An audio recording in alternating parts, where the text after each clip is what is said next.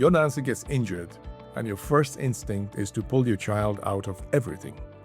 Oh, poor child, you need to rest, you need to stay home. And that's the mistake. Yeah, the physical injury is the least worrisome part. The real harm is what it does to their identity. Today, we're talking about what your injured dancer can still do and why staying in the studio is part of the recovery process.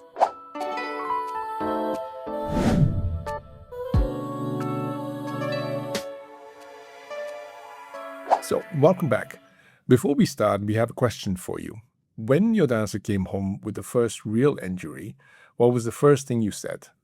Most parents would freeze, or they would default to talking about logistics. But some parents would go further. They'd put that dancer out of everything until they've healed, so there would be no classes, no rehearsals, no studio time. And they think that they're protecting their child. But unfortunately, we don't think so. They're removing the thing that holds her together. And we want to show you what to do instead.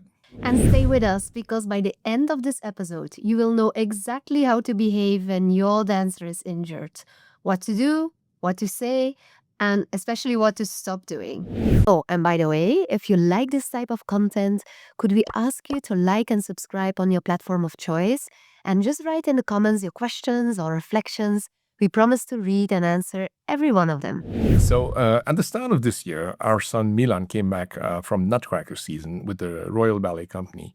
And he had a hip pain that was not really feeling correct. And he didn't tell anyone about it, of course, because I think in his head, the physiotherapist at the school was the person who could issue him a red card. And red card means that he wasn't doing class or he would have to sit the class out. Yeah, he told us, I'm scared to go tell him because I do not want to receive the red card. He must have told you that. So for a dancer at the dance school, that's being pulled out of class and it feels a little bit like disappearing. So he kept on dancing and he kept rehearsing and he told himself that the pain would go away if he would just ignore it. And he didn't want to be pulled out of the performance. I mean, of course, he had all right to think that. That is the first thing that every dance parent needs to understand, that your child is not hiding the injury because they are being naughty. They're hiding it because they're just scared. Yeah, and then 2 weeks ago we were in London and we saw a performance. It was a choreography made by the students themselves. It was wonderful to see. And one of the teachers pulled our son aside after a rehearsal and she said, "Hey Milan, I have a feeling like you have lost your spark." And Milan was a little bit worried about that, but we knew immediately what she meant. The hip injury is one thing, but the face and the energy of him or any dancer who's injured, that's another thing, because it was like the light behind his eyes had faded or gone out. And we had brought this up subtly in our prior phone calls and conversation. But it's like all the focus went to what he couldn't do, which was jumps and turns and the heavier stuff.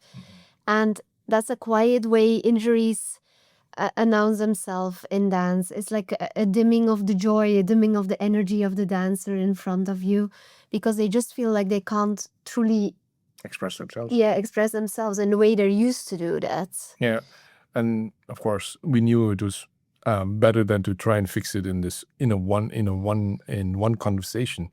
And so we just told him that we are still proud of him, and we told him that he felt right to feel, he was right to feel limited, of course. But that limited did not mean that he was done with it or he was finished with it.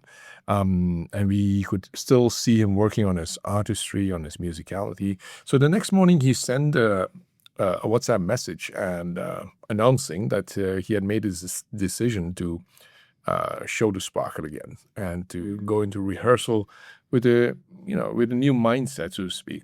And that was pretty cool. Yeah, I was really happy to get that message. And he told us also, I'll focus on my drama, on the interpretation, on the parts of the dance that he pushed a little bit to the back. Right. But now he would put it more like as an important matter. Yeah. And he did well in the drama class, and that small win, it changed something within him. Like, I can focus on other things. Yeah.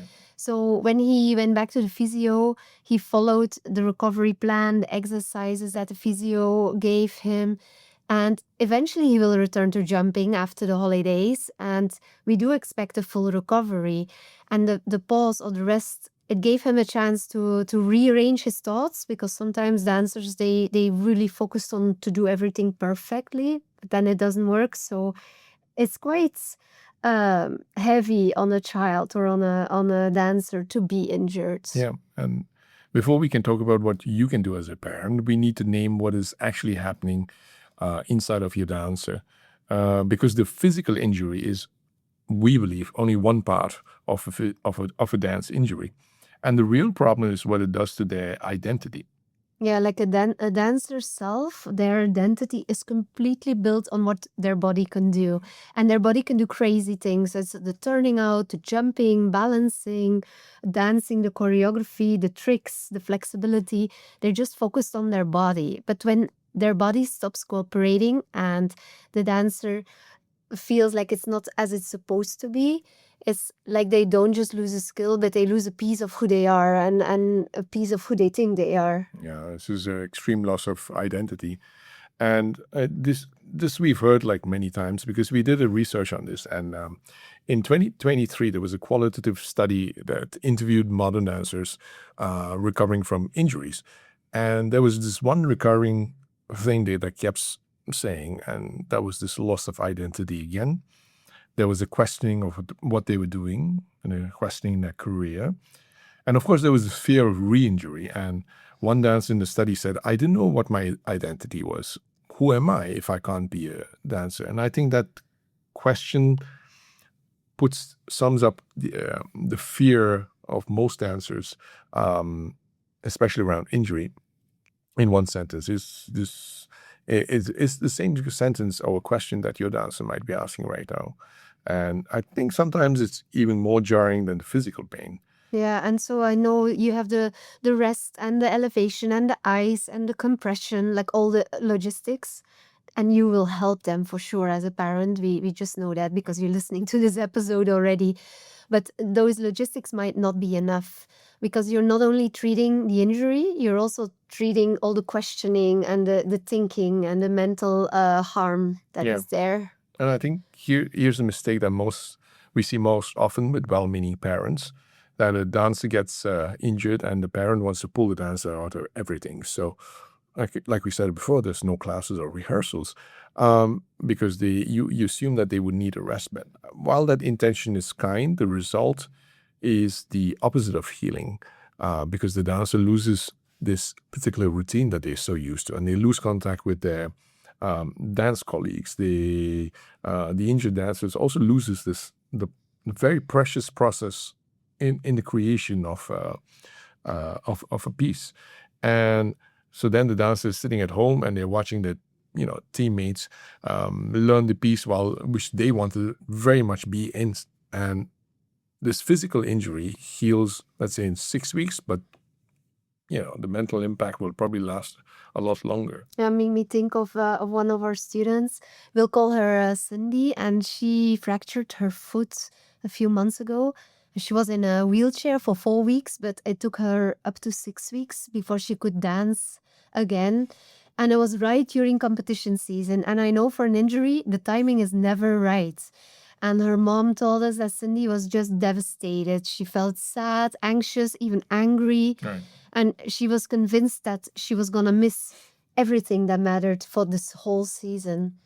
But so the mom made a decision, and it changed the whole story. Like, she let Cindy come to class. And although Cindy was in the wheelchair, she was watching every class as she could. And she couldn't dance, of course, but she was watching, she was doing her arm movements, and she belonged in the group. And it was so beautiful, because every time they would roll her in the studio, all the teammates would just run to her and give her hugs and kisses, and they would draw things or make That's these sweet. little crafts that they would give to her every time. And her mom told us something we will never forget. It was not just Cindy who needed this, not just the dancer, but it was the whole family. It was the parents too, because they would all be terrified that she would be left behind. And bringing her into the studio made that fear of the whole family actually shrink. Right. And when Cindy did come back to dance. She already knew the music, of course. She knew the choreography inside out. And she came back to it inside the team because she was now really, outside of the team. And the parents who keep their injured dancer at home, they mean well, but you're protecting the wrong thing. Stay in the studio, especially if you can just come to the studio. Even if sitting is part of that process and just listening is part of the process, it's still a beautiful thing. Yeah. And I remember she was back. She couldn't dance, but she could walk. And the girl asked me, "Hey, can I come to the next competition? Maybe I can help you in the wings. Maybe I can help the other dancers with the costume change." And that was so beautiful because she couldn't go on stage as a dancer, but she was thinking what can I do and how can I be part of it? And just think about what's happening in that process.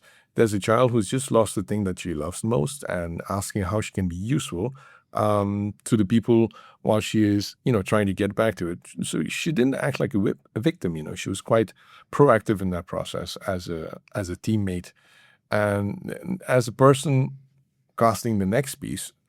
We're not going to forget that. When you see a dancer contribute like that, you learn a lot more about them.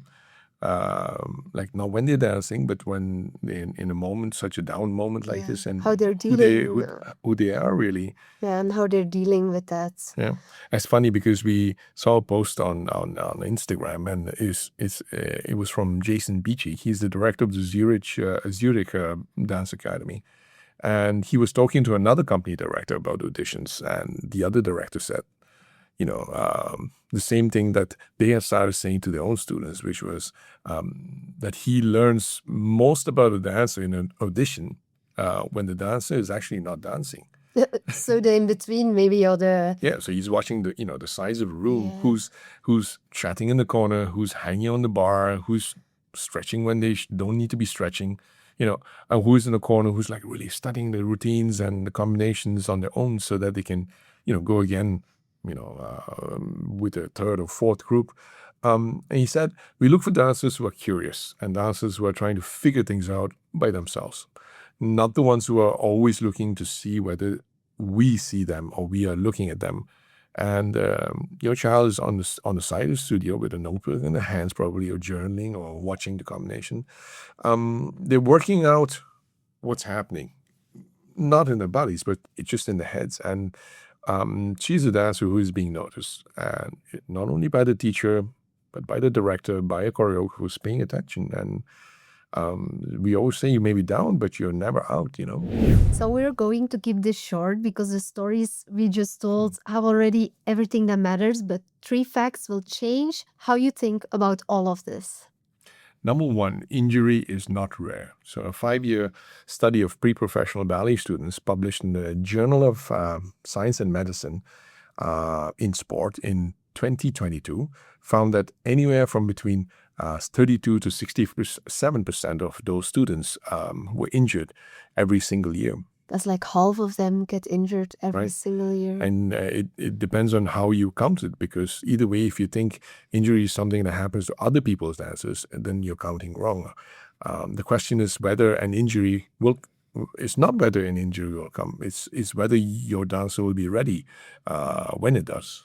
And then number 2, what we want to share is that the mind and body are connected. You could hear it already in this story. Yeah. A 2026 meta-analysis pulled together 84 studies and more than 220,000 young athletes, dancers included, and it found 2 things. Injuries make mental health worse, and existing mental health struggles raise the risk of injury by roughly 54%. Again, half. So the body and mind are mirroring each other, and the body and the mind are in the same conversation. If you're only treating the injured body part, let's say the ankle or the foot, you're treating half the injury. Yeah. Number 3 is how you come back, and that matters. So this one is especially for the start of a season. Research on young athletes show that sudden jumps in training load, let's say by about even 15% week on week, it raises injury risks by close to 50%. So that also means coming back after injury because you were in a rest and you come back. Oh, it could also mean that you're coming back from a summer rest. This doesn't seem to be just a dance problem. because I'm teaching A-level gymnasts. So these are selected gymnasts that will potentially move on to train with the national gymnastics team in Belgium. And I'm just giving them ballet classes. But in my chats with their coaches, I know that every discipline has similar stories to tell. You remember there was this gymnast, her name was Simone Biles, and she, in Tokyo 2020, she withdrew from her final event because she had the twisties. I don't know what that was. But apparently it's a mid-air loss of awareness, of spatial awareness, that can end a gymnast's career if she would have landed wrong. So some commenters, of course, call this weakness, but most people in the sport world, especially in her field, call it the smartest thing that the gymnast could have done on a world stage in decades.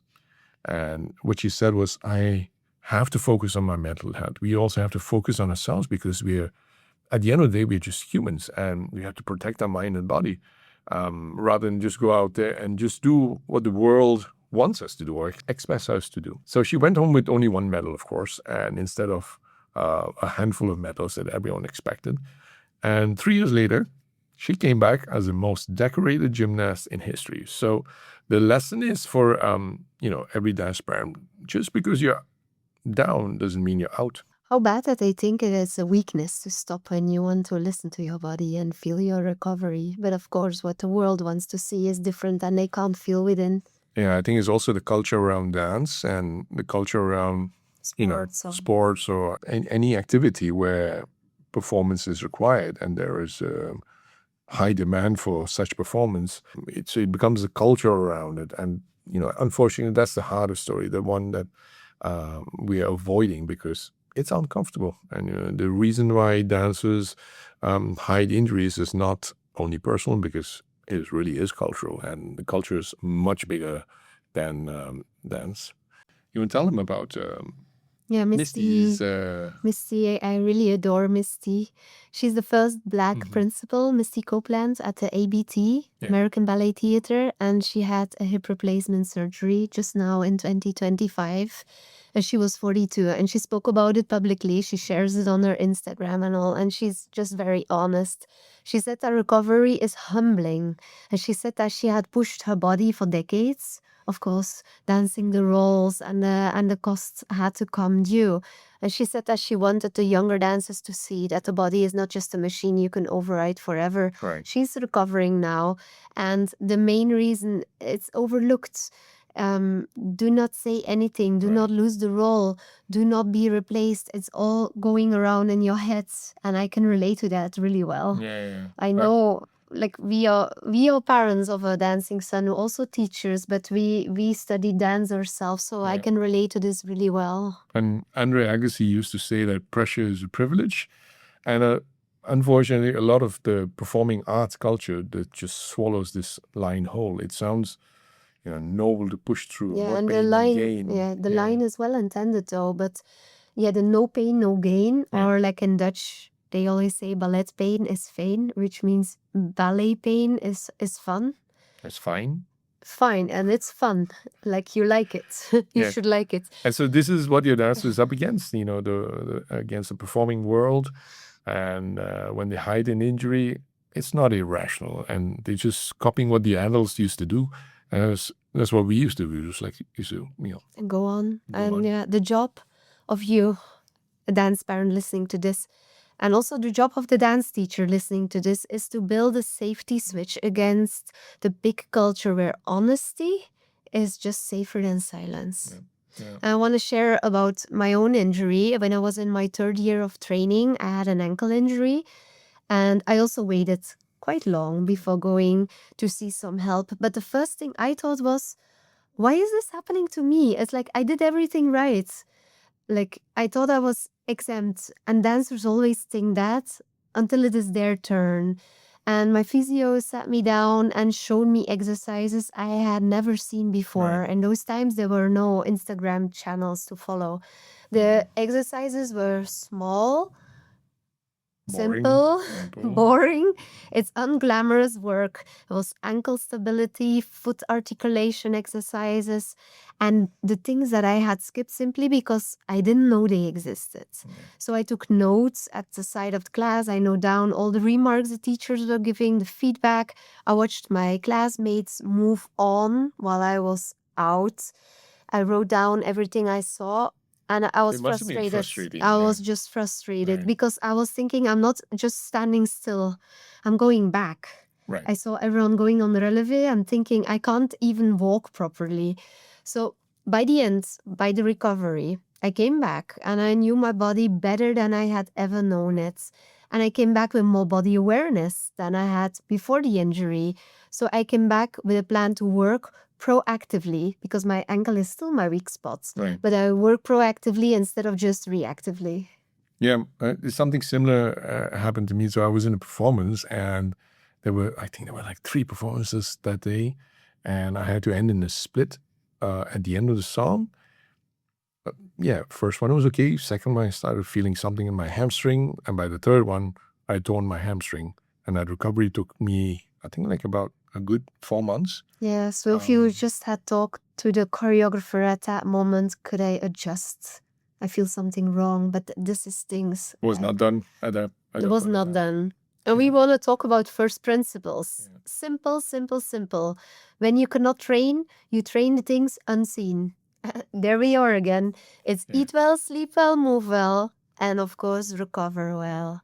And it's just the habits that let your body heal. And it's the same habits that will help your body be strong to prevent the next injury. Right. It's the basics. Really, there's no shortcut. Huh? It's like quite boring. It's quite simple and plain. And every honest professional performer will tell you the same thing, whether she's a ballerina or a gymnast, you know. Or any other athlete. Yeah, there was. I remember hearing this on socials, where David Hallberg is principal at the American Ballet Theatre. Of course, he's now the artistic director of Australian Ballet. And he gave an interview not so long ago about how a performance, actually gets made. He said, there's all these little things that start from the most basic and simple things. So, for example, in this case was just the bar, the plié tendu, for example.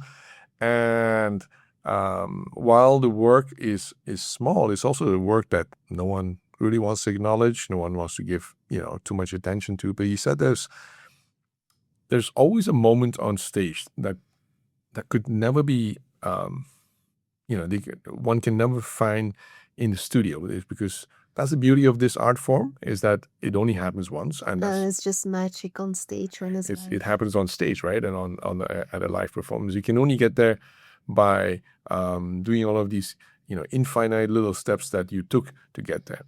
And he told a story about him being coached by a teacher at the Bolshoi, and the teacher said, you need to go 120% in the studio.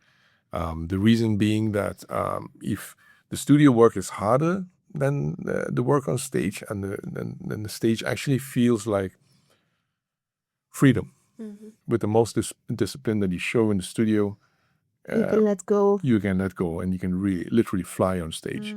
And because you're so accustomed to it, you can perform it to your best. Most dancers are afraid of that stillness. So if you are an injured dancer sitting at the side of a studio, there might be some things that you can still do. There might be maybe you can just do bar. You have a lower leg, like how our son is doing. There's 45 degrees. Yeah, maybe maximum up to 60 degrees. Yeah. And but even mentally, you're still rehearsing a combination. You can't execute it yet, but rehab is not really we don't believe that rehab is a detour from the work, but it's just rehab is still work, I think. So let's go back to like progressive loading. Why is that important? Yeah, the body, you cannot just switch it on and off, although you would wish, but it doesn't work that way. And you cannot go from 8 weeks of rest to full out in one class and expect the body to hold that. So coming back, we said it already, build up gradually at the start of the season, after an injury, or maybe after a holiday or a longer rest. When you put that sudden increase in load going from 0 to 100%, that is when injuries start to happen. So if you're a teacher listening to this, as just a small ask, build up your lesson plan gradually, especially in the first few weeks or when a dancer comes back to training. Yeah. So we have a dancer, Odile, and she got injured many years back in a running competition. And it wasn't in dance class, actually, but it was just outside of dance class. And she was out for a long time. I think she was almost out for like 6 months or something like that. So she couldn't really close out the season. But what she said was like funny, because actually she was more surprised about her reaction to it, because she said that she told us that the injury, at the point of the injury, she did not realize how much she loved dance. She didn't talk about, the competition. She was in competition team and a number of trophies, all the parts. But it was about the daily, the daily grind itself. Yeah. Yeah, and there was another dancer in the same group, and she went abroad for half a year to study. So she could not attend any of her classes at all. But when she came back, she enrolled again, and she came back immediately. And she said the same kind of thing of Odile, but in different words. She said that she had not understood how big a part of her life dance was until she had to live without it. Yeah. And sometimes when you're injured, that's a pause. It's almost like a mirror. And for some dancers, you show them how much they care about it. But for some other dancers, it might show them that this is not the thing for them. And that's also an honest answer. And I think both are valid. Yeah. And then the thing is, like, when you ask your doctor when your dancer will be back in class, because that's the first thing our dancers or any dancer asks, when will I be back? How long is this injury gonna take? Right. And the honest doctor, the good doctor, will say, depending on how it heals, it might be 4 to 6 weeks, or it might be 5 to 6 months, depending on the injury also. And that answer drives them mad, because it's also the most truthful thing anyone will say to you during the whole recovery. It depends. Yeah, there's no fixed term for a human body. I mean, it's biological. So two dancers with similar stress fractures, for example, will heal completely differently. And unfortunately, your body is not like a car that you drop off at the garage and you call at 3 o'clock in the afternoon and say, "Can I come and pick it up whenever it's fixed?" But it's also, I just been reflecting on this. Is this a generational thing? Because when we were dancing, we didn't really talk about it that much. No one talked about, certainly not from school, not from teachers. I was also not educated at all about injuries, and that is now the dancers now are living in the luckiest time in history for this kind of recovery, because there's better imaging, there's better rehab protocols, we know more about nutrition, there's better coaches, the schools are more aware, the studios and the companies are more aware. But I think it does, highlight rather than hide it, like how vulnerable we are at a moment when we expect the body to behave like a machine, so to speak. So your job, I think, during that recovery window is to hold on, to mental resilience that lets your dancer keep, working on things that they can still be worked on. Yeah, they'll come back stronger, I hope so. If they have that notebook, they're actively taking notes, they work on their artistry, they focus on eating good and healthy, or on their sleep, because sleep is part of the rest. And this is what this whole episode is about, that you stop asking, when will I be back? But you ask, what can I do now? Yeah, being proactive. Yeah. I remember this interview with Jacob Collier, and he's a musician. And he said something in an interview recently that, that kind of like struck me, because he's an amazing musician. And he talked about being imperfect as a human being. He actually compared that to AI and large language models that are so perfect and so fast and so efficient. And compared to that, we as human beings are so slow, ultra inefficient. We're slow. We make mistakes. We make a lot of mistakes. But that's the thing. That's the most meaningful thing, because it's not necessarily the things that makes us most predictable that are that makes us beautiful. He said because we are biologically limited, and we're limited by a need for love and connection, and we're slow and we react slow, and that while an AI, for example, is competent, he said, it was quite funny the way he says, I never cried at a performance, because I thought something was competent. Yeah. Yeah. It's when something touches you and the breath between two steps, or the emotion, or the storytelling, or like someone going full out on stage. I'm actually like guilty about this because when I started choreographing, I hate to admit this, but one of the things I used to do was like put in a lot of steps, make it look extremely busy to make me look like a good choreographer. like a good choreographer. And I've noticed this shift as I grow older, that something simple as a pause or a silence becomes so valuable to me. Yeah, I noticed you work a lot on intention. A lot of intention, a lot of fun, giving, movement and the steps time to breathe. Mm-hmm.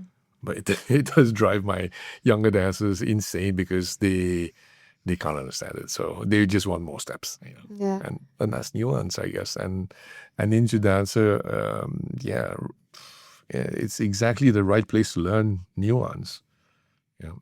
And how vulnerable our bodies are, or how we think, and how long it takes to heal. That's just the essence of becoming an artist. And there's this insane amount, I call it suffering. Yeah, it is suffering. Yeah. And the journey is also never perfect. The journey is never flawless, 100% correct. It has these pauses. And the pauses, we shouldn't see it as bugs. They're part of how an artist becomes worth watching on stage. Yeah, I agree. And we try to define what success is in our family, especially as an artist. Is it the magnificent roles? Is it the accolades, the trophies? Yeah, I think for me, it's always I do what I love, and I want to do it every day, as long as I love it. Yeah. To me, that is success. And it's very similar to what we talk about with him, or with our students who choose dance as a career. You want them to have a long, healthy, sustainable dance life, not just a big glory moment and it's over. Yeah. Because you don't need all the first roles or the gold, the gold medal. You want them to dance when they're like, maybe, I don't know, in the late 30s or 40s. And in Milan's case, he needs to have a body that still is moving without pain. And I think more importantly, that he has a happy relationship with the art form, because if he hates it, then what's the point? Yeah, we wish that for all the parents of the dancers listening. All of our students, we wish the same thing also, that you find joy out of that. But I did start late, so it's my only way was to just power through everything. You didn't have time also. No, I didn't have time. So it worked, and it comes with a cost, and I still feel old injuries every day. And I know that they'll get worse. The pain will get worse as I age. It won't get better. So, and this is not what I want for, our son. I don't want this for my students. If the family definition of success is a long, healthy, fulfilling, and sustainable dance career, then actually injuries must be part of that conversation. Yeah, and there's a little frustration because we're also teachers. And we are focusing on age-appropriate way of teaching, for instance, a young dancer how to jump. I know I have to start from 2 legs on 2 legs, so that I build up the power. Oh, it's 2 legs on 2 legs. So jump from 2 legs on 2 legs. And land on 2 legs, yeah. Yeah, jump on two, and like you have other jumps from 1 leg on the same leg or from 1 leg on the other leg. But we start from 2 on 2. And so that the dancers have time to adjust and to get strong. And then when I build a choreography age appropriate and make sure that they master it well and that they're clean, if we go to a competition or to somewhere abroad, we see, of course, other teams who do tricks and throw themselves on the floor or do heavy partnering, like heavy lifting or turns that they end a little bit doubtful. And sometimes the judges also give us feedback, make the choreography harder, take some risks, go for it, be braver. And that is something... it's pulling me in both directions. I know we want to challenge, but there's a gap. What we know is safe and age-appropriate and long-lasting careers, even when you're not a dancer. You Right. want them to enjoy dance from when they're 3 years old all the way to There's a gap adults. between what the competition or the judges want. Yes. And it's exactly the same kind of gap that Misty Copeland was pointing at, or even Simone Biles when she walked away in Tokyo. I think that's just We don't have a clear answer to that tension yet. We're still working it ourselves. working it out. And we're not going to pretend that the contradiction is not there. And if your studio, if the studio dancer attends is quiet about this, about injury prevention, it might be worth, asking why. And now, of course, we have to talk about the hardest part, which is Parenting. you want to take that pain away, right? You want to, lift it off the shoulders and carry it yourself. Yeah, because when your child is injured and sad, of course, you're sad together with them. But imagine that your dancer comes through this. They do everything that they have to do. What's the lesson that they walk away with?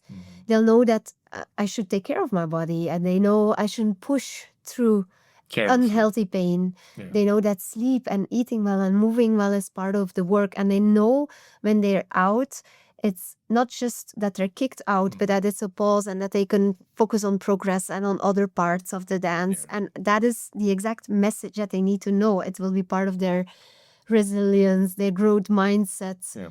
And it's not just something that we say, but they will feel it. Yeah. And it's something that they have to go through, and they have to live through this, and hopefully that they understand that prevention is always better than the cure. Yeah, but as a parent, just be there for them and listen. Well, if this episode meant something for you, we wrote a book called The Dance Advantage, and there's a chapter on injuries and about the body and how to raise the dancer who lasts. So please, please, please, please like, subscribe, and to this channel. It would mean the world to us. And if you think of a dance parent who might need this episode, just share this episode with them. I hope we see you in the next one. Bye.